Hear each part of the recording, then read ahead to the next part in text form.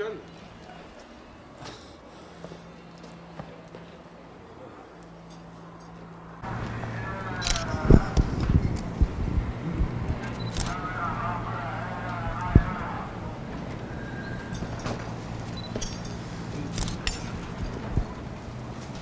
Besicilikle sorunlarımız hayvan yeri için biz çaba göstermekteyiz.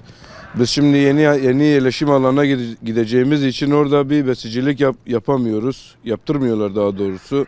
Bunlar resmi kurumlarımız dahildir. Onlar bırakmıyor, izin vermiyor yeni yerleşim alanında besiciliğimizi yapmak için.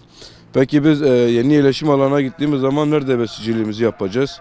Biz onun için bir çaba gösteriyorsunuz. Bak halimizi de görüyorsunuz, hayvanlarımızı da görüyorsunuz. Biz bu hayvanları nereye koyacağız? Yani satamayız. Sattığımız zaman şimdi 5 kuruş para etmiyor.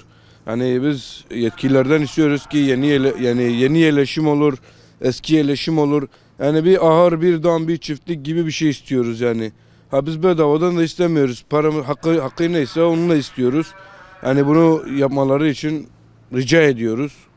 Yerleşim çöl kısmında yani yeni yerleşimde ama içinde merkezde değil, uzağında mesela çöle yakın yani daha yakın bir yerde istiyoruz yani.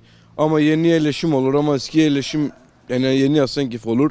Biz yani bir yerde istiyoruz yani bir yerde bir besiciliğimizi bu işi devam etmemizi istiyoruz. Yani bu dünya genelliği var yani bu besicilik, hayvan besiciliği.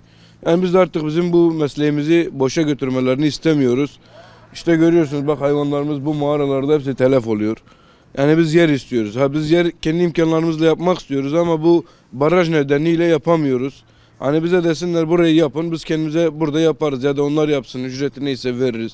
Onun gibi yani bunun yetkileri yapmalarını rica ediyoruz. Bizim duyduğumuza göre Nisan'la Mayıs ayında yeni yerleşim alanına gideceğiz. Nisan ya da Mayıs ayında öyle bir söylenti var. Yeni yerleşim alanına geçeceğiz. Ama biz geçtiğimiz zaman bu hayvanlarımızı nereye götüreceğiz? Nerede besleyeceğiz? İzin vermiyorlar. Yeni yerleşim alanında izin vermiyorlar. Kalkıp kendi evimizin içine de koyacak halimiz yok. Yani ona göre yetkililerin bir şey yapmaları için çaba gösteriyoruz. Ve bunu her yere de gitmişiz. Tarım Bakanlığı, Batman'daki İl Tarım Müdürlüğü'nün yanına gitmişiz. Hasankeyf'teki Tarım Müdürlüğü'nün yanına gitmişiz. Sayın Kaymakam Bey'in yanına da gitmişiz. Yani başvurmuşuz. Ama daha herhangi bir cevap yok yani. Biz tamam diyorlar ama herhangi bir cevap alamıyoruz. Tamam deyip de bizi geciktiriştiriyorlar yani. Esnafım, kasap dükkanım var. Ben hem kasap dükkanım var hem de besiciliğimi yapıyorum. Hayvan alıp satıyorum. Ben bugünden oraya gittiğim zaman yani çoluk çocuklarımı nasıl geçindireceğim? Ben 3 tane eve bakıyorum kendi şahsım. 3 tane evin ihtiyaçlarını bu hayvan şeylerinden karşılıyoruz. Ve benim gibi tek değil benim gibi yani burada 50-60 kişi var öyle hayvan besiciliği yapan insanlarımız var yani. Onlar da mağdur bizim gibi. Herkes yani öyle bir mağdurluk içindedir. Yani bu bakımda vatandaşlar da yani mağdur olacak.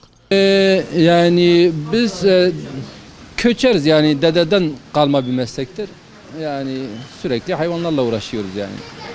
Şu an bize herhangi bir yer verilmemiş, belirlenmemiş ama yetkililer vereceklerini söylüyorlar. Herhalde bugünlerde bir netice alırız diye düşünüyorum. Ya onlar nasıl uygun görüyorsa yani hayvancılığa neresi uygunsa biz de öyle bir şey istiyoruz. Onlar bilir mutlaka yani.